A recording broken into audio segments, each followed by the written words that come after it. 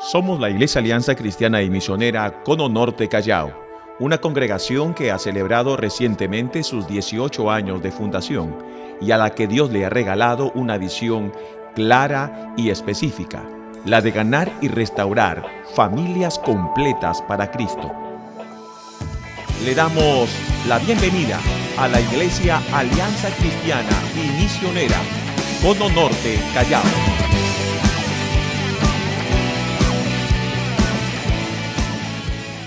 El texto dice que pasando Jesús vio a un hombre llamado Mateo, Mateo el publicano, y Jesús lo llama con una palabra: sígueme.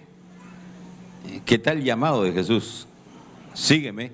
Y dice que el que estaba sentado en el banco de los tributos se levantó y le siguió.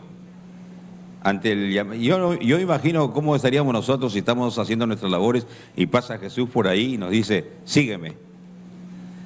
¿Qué le diríamos? Un momentito, señor, hoy día juega el Barça, después del Barça. Tengo que ir a almorzar, me han invitado a almorzar. ¿Qué le diríamos? Y son muchos los relatos cuando Jesús le dice: sígueme. O sea, no hay pero ahí, no hay pero. Un momento. Se levantó, dejó el banco de los tributos y le siguió. Y dice que aconteció que estaba sentado en la mesa y aquí muchos publicanos y pecadores estaban ahí, que habían venido y se sentaron juntamente a la mesa con Jesús y sus discípulos. Jesús y sus discípulos. Constantemente se ve esto a través de los evangelios. Jesús está hablando, Jesús está enseñando, Jesús está sanando, Jesús está atendiendo gente y sus discípulos están con ellos. ¿Qué es lo que está haciendo Jesús? Discipulando a los suyos. ¿Qué es el discipulado? El discipulado no es otra cosa que transferencia de vida. Jesús está transfiriendo su conocimiento, Jesús está transfiriendo su vida hacia ellos. Y entonces lo hace de una y de otra manera. Pero Jesús lo hace. Jesús está con sus discípulos. Los discípulos están viéndolo, están observándolo, están oyéndolo, están andando con él. Y entonces, cuando vieron esto los fariseos, dijeron a los discípulos. Los fariseos observan a Jesús, pero no se dirigen a Jesús, se dirigen a los discípulos. Y es interesante, la gente está observando. Y la gente nos está observando. Si nosotros nos consideramos discípulos de Jesús, seguidores de Jesús, la gente nos observa, la gente nos escucha, la gente nos va a hablar, la gente nos va a preguntar. Y dice que los fariseos dijeron a los discípulos: ¿por qué come vuestro maestro con los publicanos y pecadores? Al oír esto Jesús les dijo: los sanos no tienen necesidad de médicos sino los enfermos. Cosa importante, Jesús está con los suyos andan con él, la gente los observa, la gente les pregunta. Pero es interesante, Jesús responde. Siempre se le ve a los discípulos un poco esperando la respuesta de Jesús. Y creo que cuando la gente nos pregunta, lo que tenemos que darles no es nuestro parecer, no es nuestro criterio. Dios dice esto. La palabra de Dios dice esto. Porque podríamos haber tenido una experiencia nosotros, pero es nuestra experiencia, que no necesariamente va a ser la experiencia de fulano, sutano, mengano. Lo que tenemos que decir: el Señor dice esto. Esto es lo que enseña la palabra. Y entonces dice: id pues y aprended lo que significa misericordia quiero y no sacrificio, porque no he venido a llamar a justos sino a pecadores. ¿A qué vino a llamar a Jesús? Al arrepentimiento vino a llamar. Y entonces vinieron a él los discípulos de Juan. Juan el Bautista está con sus discípulos. Y vienen, y entonces los discípulos de Juan preguntan: ¿por qué nosotros y los fariseos ayunamos muchas veces y tus discípulos, le dice a Jesús, no ayunan? ¿Por qué nosotros hacemos esto y ustedes no hacen esto? ¿Por qué nosotros tenemos esta práctica y ustedes no lo hacen? Son las preguntas que siempre nos hacen. ¿Por qué? ¿Cuál es la diferencia entre los evangélicos y los católicos? ¿Y por qué ustedes hacen esto? ¿Por qué nosotros no hacemos? ¿Por qué ustedes no han salido a recibir al Papa? Muchas preguntas nos van a hacer. Jesús les dijo: ¿acaso pueden los que están de bodas tener luto entre tanto que el esposo está con ellos? Pero vendrán días cuando el esposo les será quitado y entonces ayunarán. Y aquí está diciendo: yo estoy con ellos, no tienen necesidad de ayuno. No tienen necesidad de ayunar. Pero vendrán días en que sí necesitarán ayunar. Y entonces dice: nadie pone remiendo de paño nuevo en vestido viejo, porque tal remiendo tira el vestido y se hace peor la rotura. Lo que está diciendo, las cosas que venían del Antiguo Testamento, muchas de ellas no se pueden aplicar ahora. ¿Por qué? Porque es como a una tela vieja le pones un parche de tela nueva. Eso va a romper más la tela que ya se está rompiendo. Ni echan vino nuevo en odres viejos, de otra manera los odres se rompen y el vino se derrama. Los odres se pierden, pero echan el vino nuevo en odres nuevos y lo uno y lo otro se conservan.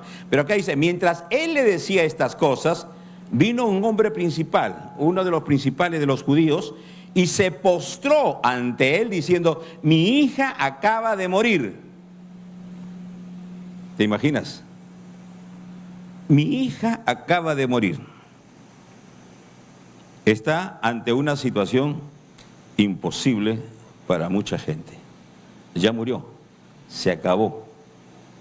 Mas sin embargo este hombre viene donde Jesús y se postra, se arrodilla ante él, se humilla ante él, diciendo, mi hija acaba de morir, mas ven y pon tu mano sobre ella y vivirá.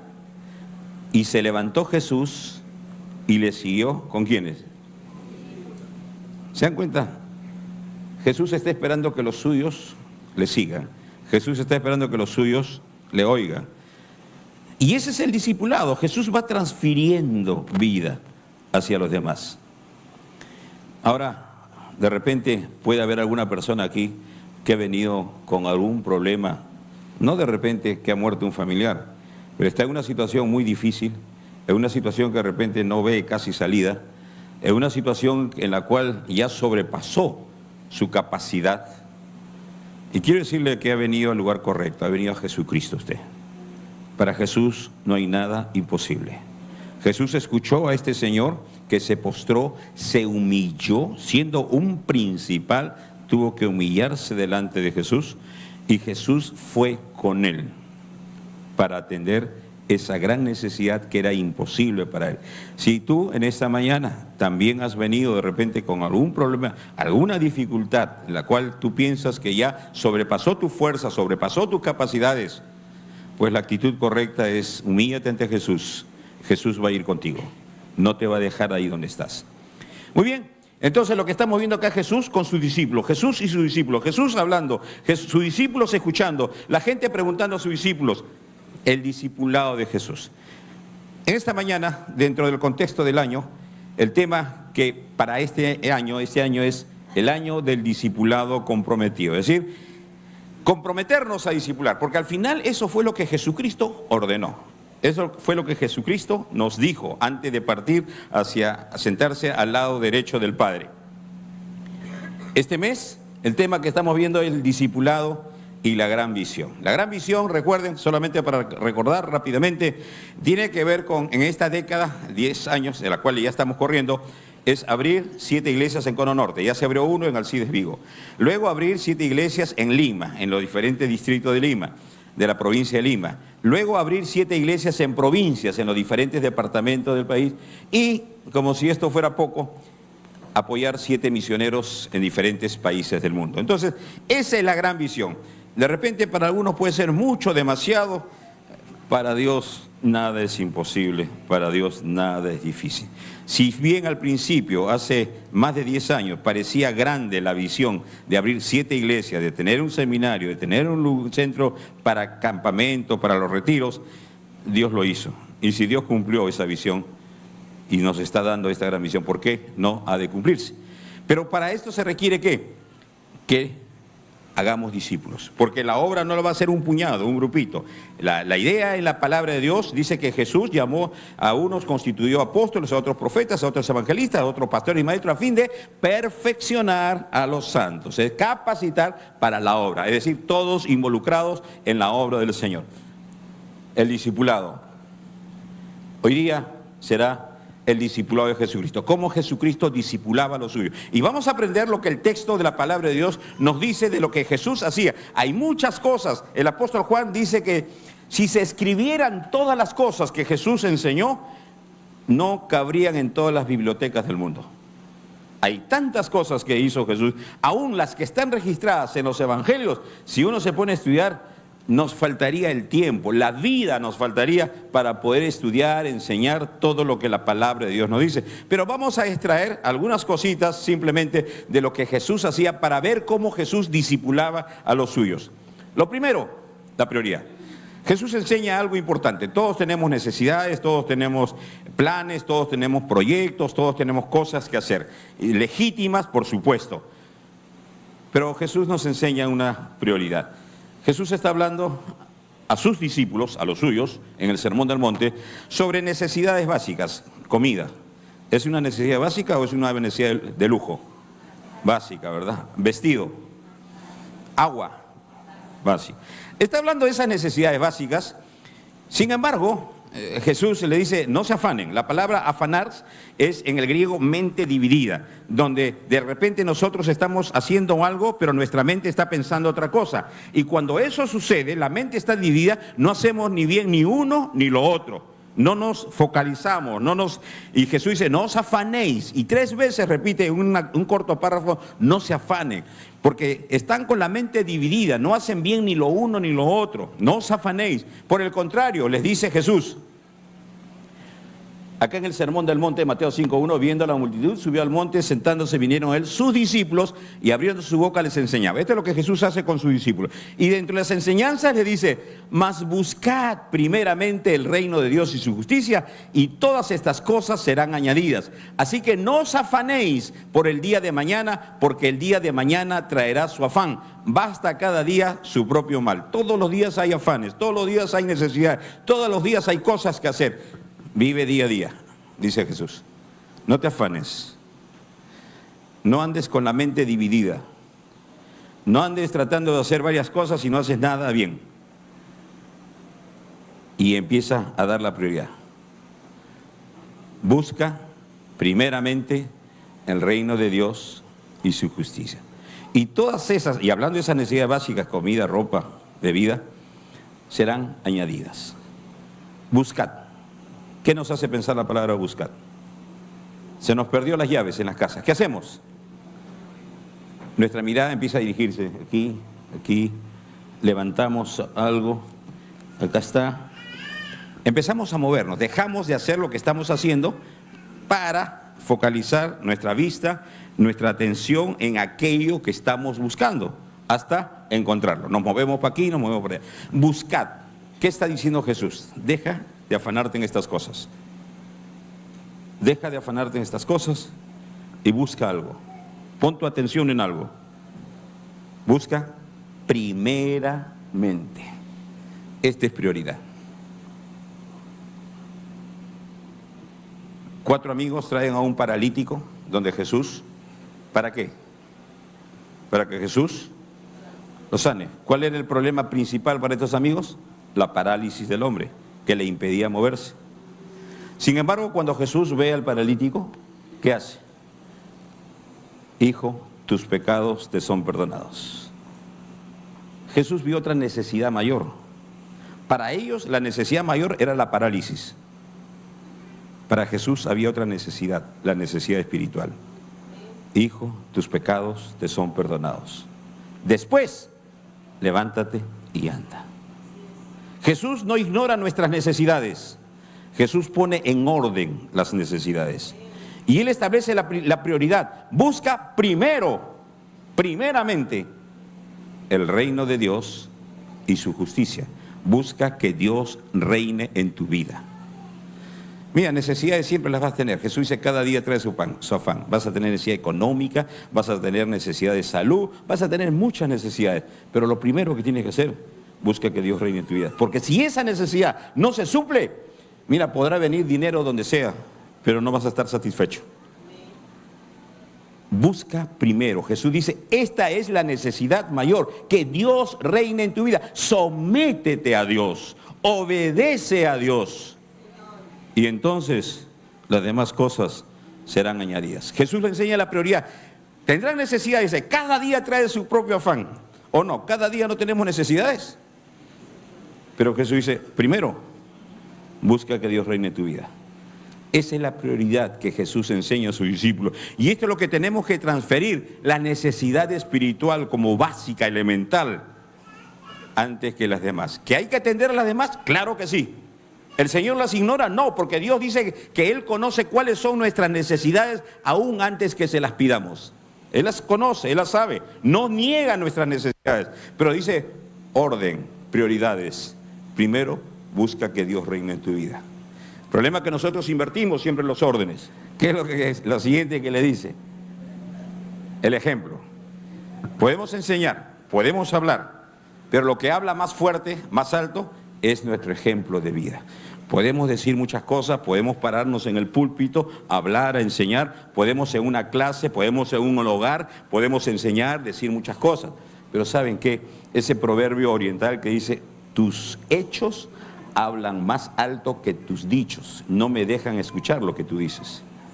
Es decir, lo más contundente es el ejemplo de vida. No tus palabras. Puedes hablar bonito, puedes enseñar bonito, puedes decir muchas cosas, pero si tu vida no refleja lo que tú dices, la gente te va a mirar. De repente no te dice nada por respeto. Por dentro te dirá, pobre diablo, no sabe lo que está hablando. Ni lo vive siquiera. El ejemplo. Jesús está con los suyos, está en la casa, nadie se atreve a lavar los pies, porque eso es lo que se hacía cuando llegaba un invitado. Y todos se sientan esperando que los atiendan. Jesús puso agua en un lebrío y comenzó a lavar los pies a los discípulos y a enjugarlos con la toalla que estaba ceñido. Luego les dice en el verso 15, porque ejemplo os he dado, para que como yo os he hecho, vosotros también os hagáis.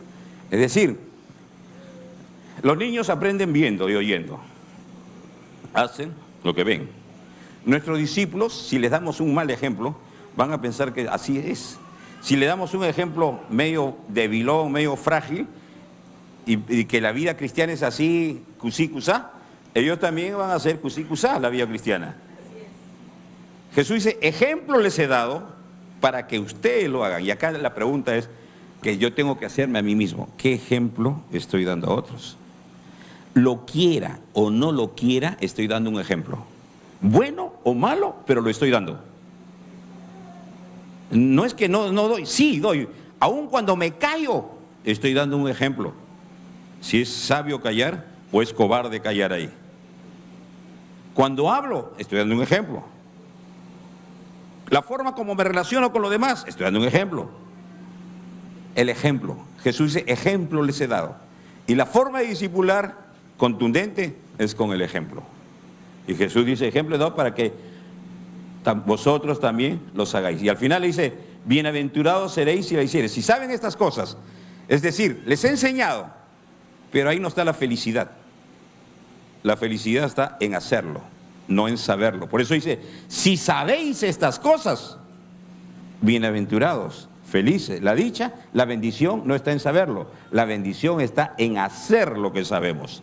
Y Jesús dice, yo hago, yo digo y lo hago. Ejemplo he dado para que ustedes también lo hagan. La siguiente cosa que Jesús les enseña es el servicio, es decir, la razón por la cual Dios nos pone aquí. El contexto es, hay dos hermanitos, hijos de mamá, Jacobo y Juan. Le dicen, Jesús, cuando tú vengas, por favor, yo me siento a tu lado y mi hermano a tu otro lado. Es decir, los puestos más prominentes, los de mayor visibilidad, los principales, somos los principales. Así que el Señor no les hizo caso y se fueron de su mamita los engreídos y viene la mamá a hablar con Jesús. Señor, ya pues Señor, mis hijitos, uno a tu derecha y otro a tu izquierda. No habían entendido ni ellos ni la mamá. Así que Jesús les dice, cuando lo oyeron los 10, porque Jacobo y Juan, dice, comenzaron a enojarse contra Jacobo y contra Juan, mas Jesús llamándole les dijo, acá están los 12, los 10, Jacobo 11, Juan 12. Los demás también se enojaron. Oye, ustedes quieren ser los importantes y nosotros, a nosotros nos dejan al final. No es que Jacobo y Juan nomás eran los otros también se quedaron picones. Oye, ustedes quieren ser los que figuran en todo. Jesús le dijo, porque el Hijo del Hombre no vino para ser servido, sino para servir y para dar su vida en rescate por muchos. Jesús no vino para ser servido. Jesús no vino para servirse de la gente. Jesús no vino para utilizar a la gente en su provecho. Jesús vino para servir y dar su vida. Y esta es la razón por la cual Jesús nos pone, para servir a la gente, no para servirnos de la gente, no para utilizar a la gente para nuestros propios objetivos, para nuestros propios propósitos. Yo he venido a dar mi vida para servir en rescate de muchos, dar mi vida. Para servir nos ha puesto. Y eso tenemos que entenderlo si nos consideramos discípulos, seguidores de Jesucristo. Dios nos ha puesto para servir. No venimos a que nos sirvan, que nos atiendan. Y lastimosamente hay mucha gente que entiende mal el cristianismo porque no conoce las enseñanzas de Jesús. Piensa que todos tienen que servirle, todos tienen que hacerle. Si no, se molesta, se resiente y se va. Y vamos a ver luego cómo trata Jesús a esta gente. Pero Jesús dice, para esto les he puesto, para servir. Ustedes están puestos para servir a los demás, no para que la gente les sirva a ustedes. ¿Qué más les enseña Jesús? La visión. Como decimos, todos tenemos planes, proyectos, trabajos, estudios, familia. Y está bien, y es correcto, y hay que llevar bien esas cosas. Pero Jesús les enseña otra vez algo más importante. Esto no quiere decir que descuidemos familia, no quiere decir que descuidemos trabajo, no quiere decir que descuidemos estudio, porque ambas cosas deben sostenerse. La visión que el Señor les dice. Jesús está con la mujer samaritana, está conversando con ella y los discípulos han ido a traer comida. Regresan y traen la comida y se la ponen a Jesús y Jesús le dice, no, tengo otra comida. Miren, entonces los discípulos decían unos a otros, ¿le habrá traído alguien de comer? Jesús les dijo, mi comida, ¿qué cosa es mi comida? Haga la voluntad. Lo que me nutre, lo que me alimenta, lo que me fortalece es hacer, es obedecer la voluntad de Dios. Eso es lo que realmente me nutre, me alimenta, me fortalece, hacer la voluntad de mi Padre. Entonces, dice del que me envió y que acabe su obra. ¿No decís vosotros, aún faltan 4 meses para que llegue la siega, la cosecha? Aquí os digo, alzad vuestros ojos y mirad los campos, porque ya están blancos para la siega. Y el que siega, el que cosecha, recibe salario y recoge fruto para vida eterna, para que el que siembra goce juntamente con el que siega. Porque en esto es verdadero el dicho, uno es el que siembra y otro es el que riega. ¿Qué está diciendo Jesús aquí? Alzad vuestros ojos. Nuestra mirada está puesta acá, en la tierra, en las cosas que tenemos acá. Y Jesús nos dice ahora, levanten un poco la mirada. Hay mucha gente, la cosecha está lista, hay mucha gente que está esperando recibir el mensaje de salvación. Hay mucha gente que está esperando recibir una palabra de aliento, una palabra de sabiduría, un consejo de la palabra de Dios, una palabra de salvación. Hay mucha gente que está afuera. Entonces lo que Jesús está diciendo, está bien, tienes proyecto, está bien, pero levanta tu mirada un poco más. Hay gente que está esperándote a ti. Hay gente que está esperando que tú le lleves el mensaje. Hay gente que está esperando que tú le hables en tu trabajo, en tu oficina, en tu barrio, donde fuera. Hay gente que está esperando. Levanta la mirada, mira más allá de tus propios asuntos. Sal de ti mismo y empieza a mirar la necesidad de la gente. Y Jesús nos muestra la visión. Hay gente que está esperando el mensaje. Alzad los ojos. Y de repente tú vas y vas a compartir la palabra. Y de repente como que si no hubieses hablado nada. Mentira. Ha sembrado. Uno es el que siembra y otro es el que ciega. De repente nosotros llamamos a alguien y viene y se convierte, pero estamos llamando a alguien en el cual otro sembró. De repente tú sembraste. De repente nosotros estamos sembrando hoy día y mañana otro va a cosechar. O siembra o cosecha, pero fíjate que hay gente que está esperando escuchar el mensaje de esperanza, el mensaje de salvación. Lo que el Señor dice, levanta los ojos, deja de mirar ya hacia abajo, empieza a mirar hacia arriba. La visión del Señor. En este mundo tendremos 70, 80, 90, 100 años de repente. Pero el Señor nos está haciendo mirar hacia la eternidad. Hay mucha gente que va a ir hacia la eternidad, con Dios o sin Dios. Y el Señor dice, ojo, hay gente que está necesitando. Levanten la mirada. Sí, yo sé que estudias, sí, yo sé que trabajas, sí, yo sé que tienes estas cosas, pero ¿y qué es lo demás? ¿Tendremos la actitud de Caín? Cuando el Señor le preguntó, ¿y dónde está tu hermano Abel? ¿Cuál fue la respuesta de Caín? ¿Acaso yo soy guarda de mi hermano? ¿Y yo qué tengo que ver con ellos? Pues para eso nos ha puesto el Señor, para darse el mensaje a esa gente. ¿Qué más le enseñó Jesús? El evangelio integral. Cuando Jesús estaba con la gente, ¿qué hacía? Les enseñaba. ¿Qué más hacía? Les sanaba, trataba el aspecto físico. ¿Qué más hacía? Las consolaba a la mujer del flujo de sangre. No solamente sanó su cuerpo, emocionalmente la sanó y la instauró, la reinsertó en la sociedad. Era una mujer rechazada, repudiada, ahora debería ser aceptada. Trató su alma. Son necesidades diversas que tiene el ser humano. Y Jesús atendió esas necesidades. Dice, y salió Jesús y vio una gran multitud y tuvo, ¿qué cosa tuvo? Compasión. Y eso es lo que tenemos que aprender, a tener compasión. Cuando nuestra mirada está puesta abajo en nuestros asuntos, nunca tendremos compasión de la gente. Cuando empecemos a ver a la gente que sufre, a la gente que se divorcia, a la gente que llora, a la gente que se pierde, si tenemos el corazón de Jesús, tendremos un corazón compasivo.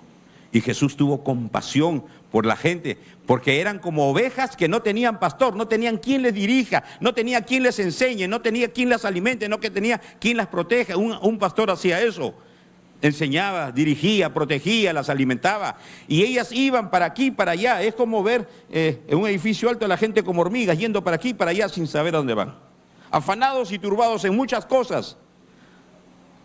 Y Jesús las vio así, como ovejas sin pastor, y comenzó a enseñarles. Empezó a darles los principios espirituales, empezó a darles las verdades básicas, empezó a hablarles la palabra de Dios a esta gente, porque necesitaba una guía, una dirección. Y el salmista dice, lámpara es a mis pies tu palabra y lumbrera mi camino. Necesitaban esa palabra que les dé luz, que les dé dirección, que les dé orientación. Y Jesús empezó a enseñarles muchas cosas. Y cuando ya era muy avanzada la hora, sus discípulos, ahí está con sus discípulos, se acercaron a él diciendo, el lugar es desierto y la hora muy avanzada, despídelos para que vayan a los campos y alrededor y compren pan, pues no tienen qué comer. O sea, los discípulos rápido nos deshacemos del problema. Señor, ya que se vayan, despídelos. Y Jesús dice, oye, han estado ahora con nosotros, tienen hambre esa gente. Y entonces, ¿qué les dice? Dadle. Respondiendo él les dijo, dadle vosotros de comer. Y ellos empezaron a ver sus bolsillos y dijeron, que vayamos y compremos pan por 200 denarios y le demos de comer. Solamente tenemos 200 denarios, ¿y qué? Son 15,000 personas. Y con 200 le vamos a dar de comer a ellos, Señor. ¿Estás loco? Una lección acá. Cuando tú haces cálculos y en tus cálculos excluyes a Jesús, nunca te va a alcanzar. Cuando en tus cálculos quitas a Jesús, nunca te va a alcanzar. Siempre te faltará y vivirás angustiado. Me falta, no tengo. ¿Qué le dijo Jesús? Ustedes conocen la historia. Viene Andrés con un niñito, 5 panes, 2 peces. ¿Y qué es esto para la multitud?, dijeron ellos. Cuando lo poco que tú tienes lo pones en las manos del Señor, el Señor bendice ese poco y hace que alcance. Y dice la Biblia que no solamente alcanzó, sino sobraron 12 cestas. Y dijo el Señor, recojan esas cestas para que no se desperdicie. Valora lo que Dios te da. Valora lo poco o mucho que Dios te da. Valóralo, atesóralo. Y no te estés quejando. El Señor dice, denles de comer. Y tenemos que tratar de atender las necesidades de las personas. Porque la Biblia dice, si viene un hermano con necesidad y tiene hambre, y tú le dices, teniendo para darle, tú le dices, que el Señor te bendiga, chao. Y levantas tu mano, voy a orar por ti, el Señor te bendiga. Y no le das de comer teniendo. ¿Cómo mora el amor de Dios en tu corazón?, dice la Biblia. Si tienes 2 panes, hermano, no te vas a quebrar si le das uno. Si tienes 2 soles y gastas un sol en otro, no te vas a hacer más pobre. Más bienaventurado, dijo Jesús, es dar que recibir. Pero ¿sabe qué? Cuando ayudemos a las personas tenemos que ser sabios también, porque Jesús dijo, sed mansos, pero no mensos. Y hay gente que trata de aprovecharse y viene a las iglesias y trata de aprovechar la fe del ingenuo. Y he visto tantas veces que viene y de pie prestado, en nombre del Señor, préstame pues. Y el pobrecito, toma, ni lo conoce, ¿sabe? Y después se desaparece. Hay gente que se aprovecha de la fe de las personas. Por eso Jesús luego le dice, cuando la gente viene a buscarle a Jesús, cruza el mar de Galilea y le dice, te busca. Jesús respondió, de cierto, os digo que me buscáis, no porque habéis visto las señales, sino porque comisteis el pan y os saciasteis. Trabajen. Ustedes vienen, porque ya yo les di de comer una vez, y ahí está el hermanito, vamos del hermanito, él nos da de comer. Y la Biblia dice, el que no trabaja. Un joven de unos 24, 25 años, estoy hablando hace más de 30 años en la iglesia por el Libre, estaba en la puerta con el pastor Beltrán conversando, y vino un hombre fuerte así, agarrado. Y nos dice de arranque, la Biblia dice hay que dar de comer al hambriento, tengo hambre, denme de comer. Mira, acá hay un mercado, tú eres fuerte, ¿por qué no va así, aunque sea carga algo y trabaja para qué? Porque la Biblia dice, el que no trabaja, que no coma. Vimos que claramente él trataba de aprovecharse. Y sabe Dios, quería plata para que coma, si sería para que coma. Y Jesús dice, ustedes me siguen porque les di de comer. Y Jesús empieza a hablarles duro. Es ahí donde los discípulos, Señor, tú hablas muy duro. Y sus discípulos empezaron a irse, dejaron de seguirle. Y Jesús le dice a los 12, ¿ustedes también quieren irse? Es que Jesús pone las cosas en perspectiva. Jesús pone las cosas tal cual son. Y tenemos que enseñar a la gente a depender de Dios, no de nosotros. Y eso es lo que tiene que aprender la gente. Al discipular a la gente, al enseñar, aprende a depender de Dios. No de nosotros, sino del Señor. Y nosotros en la medida que podamos ayudarle, le ayudamos. Pero no tenemos que acostumbrarle a que toda su provisión sale de nuestro bolsillo. Tiene que trabajar, tiene que esforzarse, aunque sea vender algo, hacer, no sé, cargar algo, pero hacer algo. Todo trabajo dignifica. Hay gente que quiere de frente trabajo de oficina, trabajo de gerente, para que le ayuden. Doctrina. Este es algo que el Señor les enseñó. Doctrina, algunos piensan que solamente a los mayores. No. Alguien me preguntó, ¿y cómo Pablo dice, no puedo hablarles cosas a ustedes porque son niños espirituales? Son cosas profundas. La doctrina no significa profundidad, la doctrina es básica, es elemental. Antes de construir la casa, fíjate en los cimientos. La doctrina son los cimientos del creyente y Jesús les enseñó doctrina. Cuando acabó el sermón del monte, en Mateo 5 al 7, la gente dice, y cuando terminó Jesús estas palabras, la gente se admiraba ¿de qué? De su doctrina. Porque les enseñaba como quien tiene autoridad y no como los escribas. Es decir, lo que él decía, lo hacía. Los escribas decían cosas, pero no lo hacían. Y la gente se admiraba de su doctrina, la doctrina que enseñaba. En el 20 capítulos más adelante, Jesús está con los fariseos ya casi al final de su ministerio y hablando con ellos, dice, pero respecto a la resurrección de los muertos, ¿no habéis leído lo que os fue dicho por Dios cuando dijo yo soy el Dios de Abraham, el Dios de Isaac y el Dios de Jacob? Dios no es Dios de muertos sino de vivos. Oyendo esto la gente se admiraba de su doctrina, la resurrección. Jesús empieza a hablarle de la resurrección y estaban los saduceos que negaban la resurrección. Y lo que está escrito en los evangelios simplemente es un resumen, una parte. Recuerden lo que el apóstol Juan dijo, si se escribiera todo lo que Jesús enseñó, no cabrían todos los libros de las bibliotecas del mundo. Y así que Jesús habla de la resurrección y la resurrección es una doctrina básica. Pablo enseña a los corintios, si Jesucristo no resucitó, por las puras han venido ustedes hoy día, por las puras sirven, por las puras diezman.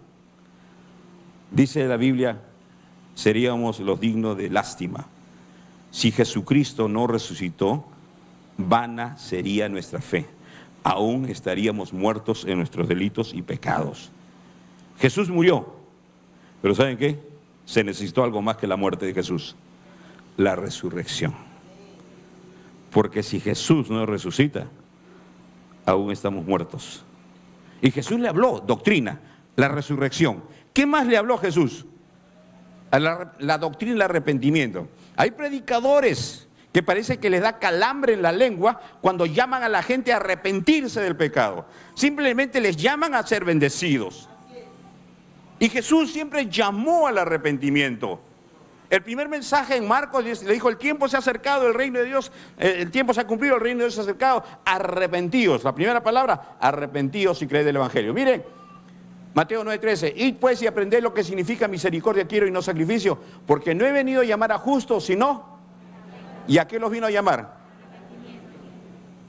Si no hay arrepentimiento, mucha gente se engaña.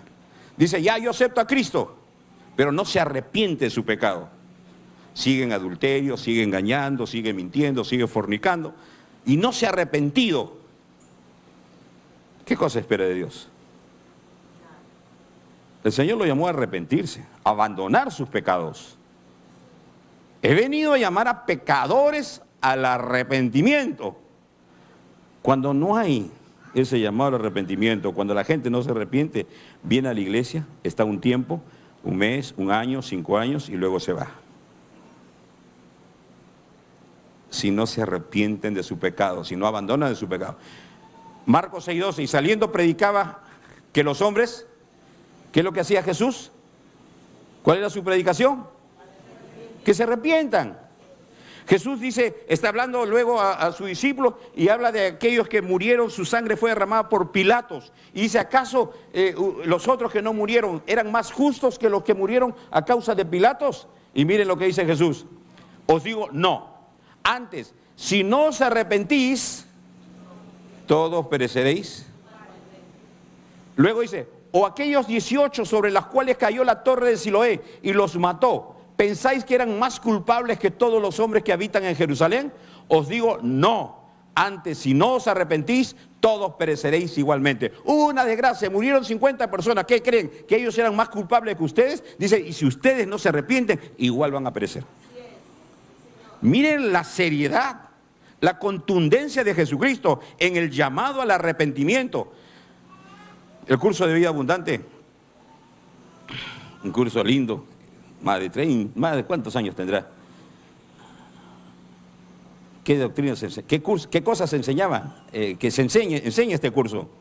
La doctrina del arrepentimiento, la doctrina de la fe, la doctrina de la conversión, la doctrina de la santificación, la doctrina de la glorificación. Doctrina, doctrina, doctrina. Doctrina no significa necesariamente profundidad. Doctrina es cosas básicas que van a sostener tu vida. Y Jesús les enseñaba doctrina. ¿Qué más les enseñaba Jesús? Santificación. Muy bien, ¿te arrepientes del pecado? Ya, ¿saliste qué? ¿Y eso significa que la semana siguiente vuelvas al pecado? Entras en un proceso de santificación. Viendo a la multitud en el sermón del monte, subió, sentó y vinieron a él sus discípulos y abriendo su boca les enseñaba diciendo, bienaventurados los de limpio corazón, porque ellos verán a Dios. Los de limpio corazón. Ojo, sed pues vosotros perfectos como vuestro Padre que está en los cielos es perfecto. Esto es un poco la misma enseñanza que Pedro dijo, citando el Antiguo Testamento, sed santos porque yo soy santo. Así Dios dice. Si quieres tener comunión conmigo, Dios dice, sed santo. Porque el pecado rompe la comunión con Dios. Sed perfectos como vuestro Padre. Dice, los de limpio corazón. Dios le dijo a Samuel, ustedes miran lo que está delante de sus ojos, ustedes miran la apariencia. Yo miro el corazón, dice. Ustedes ven las acciones, yo miro la motivación de esas acciones. Lo que realmente mueve a las personas. Porque hay muchas cosas buenas que pueden aparecer buenas, aparentar buenas, pero la intención es otra a veces. Y no solamente las acciones deben ser buenas, sino las intenciones deben ser buenas. La santificación. Solamente los de corazón limpio verán a Dios. Los de corazón limpio verán a Dios. ¿Qué más les enseñaba? la doctrina de los últimos tiempos, la escatología. El año pasado creo que se tocó un mes ese tema. En realidad, hay en el Nuevo Testamento de cada 30 versículos, uno habla de la segunda venida. Hay abundante tema de la segunda venida para predicar 1, 2, 3 años la segunda venida de Cristo. Y tiene muchas implicaciones prácticas. Una de ellas, muy conocida, que el apóstol Juan dice, si tenemos esta esperanza, si esperamos a Jesucristo, santificados, purificados. Es decir, la esperanza, el encontrarnos con Jesús debe llevarnos a mantenernos limpios, porque el Señor puede venir en cualquier momento. En este mismo momento, hoy día podría venir. ¿Cómo nos encontraría el Señor? Todo aquel que tiene esta esperanza, purifíquese. Si esperas realmente a Jesús, purifícate, apártate del pecado. Porque el Señor podría venir o llamarte. ¿Y cómo te encontrarás? Y estando él sentado en el monte de los olivos, los discípulos se le acercaron aparte diciéndonos, dinos cuándo serán estas cosas y qué señal habrá de tu venida y al fin del siglo. Respondiendo Jesús le dijo, mirad que nadie os engañe, porque vendrán muchos en mi nombre diciendo yo soy el Cristo y a muchos se engañarán. Por eso es necesario estudiar la palabra. Y Jesús les hablaba, ¿a quiénes? A sus discípulos. Las cosas que iban a acontecer, su segunda venida, para que no sean engañados. No, pero Nostradamus dijo esto, pero fulano dijo esto. No se dejen engañar. Entonces aparecerá la señal del Hijo del Hombre en el cielo, y entonces lamentarán todas las tribus de la tierra, y verán al Hijo del Hombre viniendo sobre la nube del cielo con poder y gran gloria. Jesús viene otra vez, y Jesús lo enseñó. ¿Lo crees? 15 creen. Y de los 15 que creen, ¿cuántos se están preparando? Un sonoro silencio. Hermanos, la venida del Señor es cierta. Es cierto. Jesús mismo lo enseñó. ¿Cuándo? Nadie lo sabe. La pregunta, ¿estás preparado para eso? Jesús les habló de los últimos tiempos. ¿Qué más les habló Jesús? Juicio. No de la muela del juicio, por si acaso. Tema que no es muy popular, no es muy atractivo. No, ¿cómo vamos a hablar de juicio? Asustas a la gente. La gente no tiene que venir por susto, por miedo. Pues escucha a Jesús y conoce a Jesús y mira todo lo que decía Jesús. No te deje llevar por la verborrea de algunos, entre comillas, eruditos. No tienes por qué asustar a la gente. Entonces Jesús echaba miedo a la gente. Miren lo que decía Jesús. De cierto digo que en el día del juicio será más tolerable el castigo para la tierra de Sodoma y Gomorra que para aquella ciudad. Está hablando de una ciudad que rechazó a Jesús. Y le dice, si Sodoma y Gomorra eran corruptas, dice, el castigo para ellos será más tolerable que para ustedes que están rechazando a Jesús. Porque ellos no vieron a Jesús, ellos no escucharon a Jesús. Ustedes están escuchando al Hijo de Dios, ustedes están viendo al Hijo de Dios y los están rechazando. ¿Y está hablando de qué? ¿De qué está hablando? ¿Cuándo? Pero no hables de castigo, más bien motívalos, sé motivador. Escucha, Jesús era el peor motivador. Mira, dice Jesús, por tanto digo que en el día del juicio será más tolerable el castigo para Tiro y Sidón que para vosotros. Y está hablando de la ciudad de Corazín y Betsaida. Cuando Jesús andaba por estas ciudades, Corazín y Betsaida, y les dice, si para Tiro y Sidón, que eran ciudades corruptas, vendrá un castigo, ese castigo será más tolerable que el que viene por ustedes, porque ustedes han oído al Hijo de Dios, ustedes han conocido al Hijo de Dios y sin embargo lo están rechazando. Está hablando de castigo, está hablando de juicio. Por tanto os digo que en el día del juicio será más tolerable el castigo para la tierra de Sodoma que para ti, Capernaum. ¿Recuerdan? Jesús andaba en Capernaum, por Galilea, y les dice a ellos, y es interesante, en estas tres cosas, Jesús le dice, el castigo para esa gente que nunca escuchó ni vio a Jesús, será más tolerable que para ustedes, habiendo oído de Jesús, lo rechazan. ¿Quién dice eso? ¿Fernando del Río lo dice? ¿Quién lo dice? Jesús, aquel en quien tú dices creer.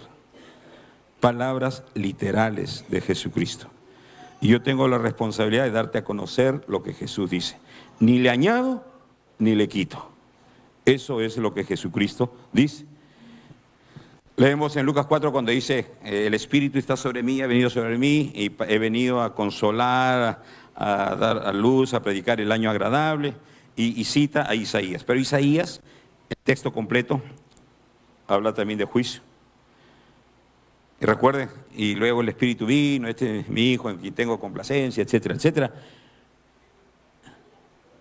Mateo 12, Jesús dice, hablando de Isaías, he aquí mi siervo, a quien he escogido, la profecía de Isaías, mi amado, en quien se agrada mi alma, está hablando de Jesús, pondré mi espíritu sobre él, y a los gentiles, ¿qué cosa anunciará? ¿A qué más vino Jesús? ¿A anunciar qué? También anunció juicio. Y Jesús les habló de juicio. ¿Y por qué tenemos que ocultar a la gente o mantener en ignorancia? No solamente juicio, infierno. Pero yo os digo que cualquiera que se enoje contra su hermano será culpable de ¿qué? De juicio. Y cualquiera que diga necio a su hermano será culpable ante el concilio. Y cualquiera que le diga fatuo quedará expuesto al infierno de fuego. No, pero ¿cómo va al infierno? Si Dios es amor, ¿cómo va a crear un infierno para sus criaturas a quienes ama? Creó un infierno. Por eso vino Jesús a dar su vida para que tú y yo seamos salvados.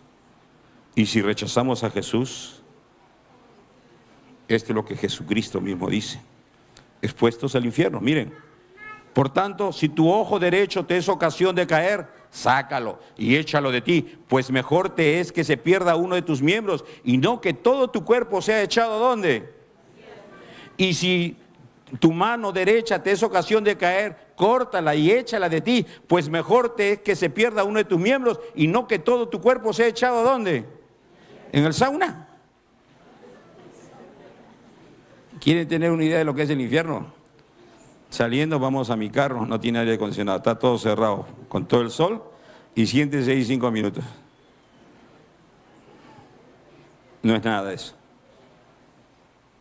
Pero Jesús está hablando de qué. ¿Y por qué ese tema no se habla, ese tema? No es que vas a crear miedo, pues la gente no debe venir por miedo.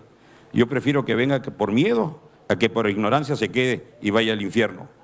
Es como, hay 2, 3 cieguitos que están andando y ahí hay una caída. Y yo estoy observándolos y no les digo nada. ¿Quién será culpable de que se caigan? ¿Ellos los cieguitos o yo? Ezequías dice, si ellos se caen y mueren, ellos morirán. Pero la sangre de ellos la demandaré de ti, dice, porque teniendo oportunidad para decirles, no les dijiste. Jesús habló del infierno. ¿Y por qué ese tema es el gran ausente? ¿Por qué hay temor a hablar del infierno si Jesús lo habló, Jesús lo dijo, Jesús lo enseñó? ¿Y a quiénes le habló? A sus discípulos. Hermanos, doctrinas. ¿Qué más enseñó Jesús?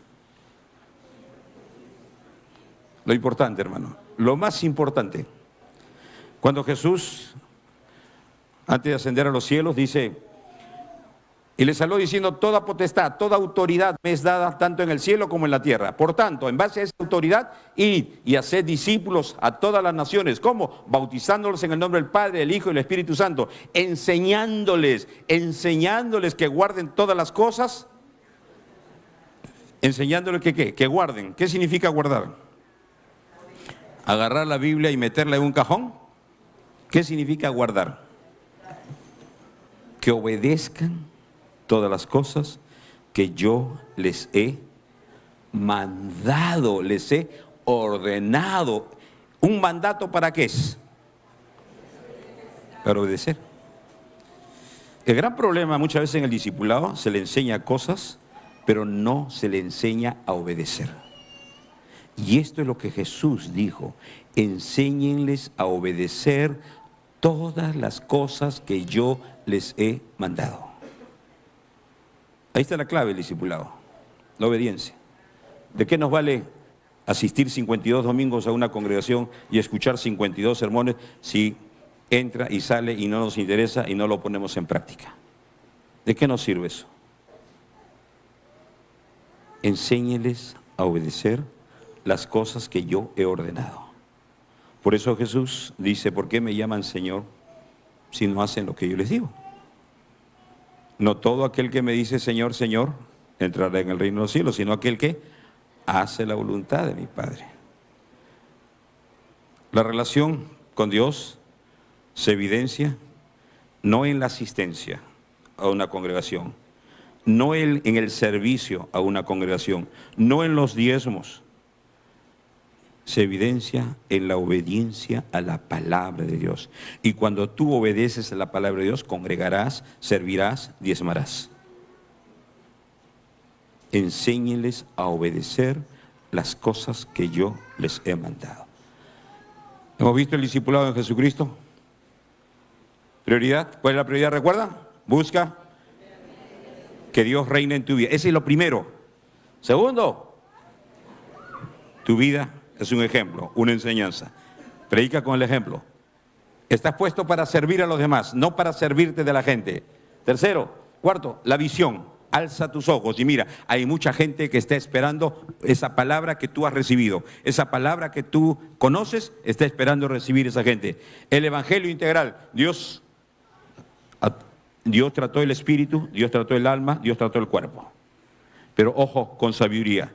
Y tenemos que llevar a esa gente que dependa de Dios, no de nosotros. Doctrina. Es el cimiento, es la columna. Tenemos que enseñar doctrina.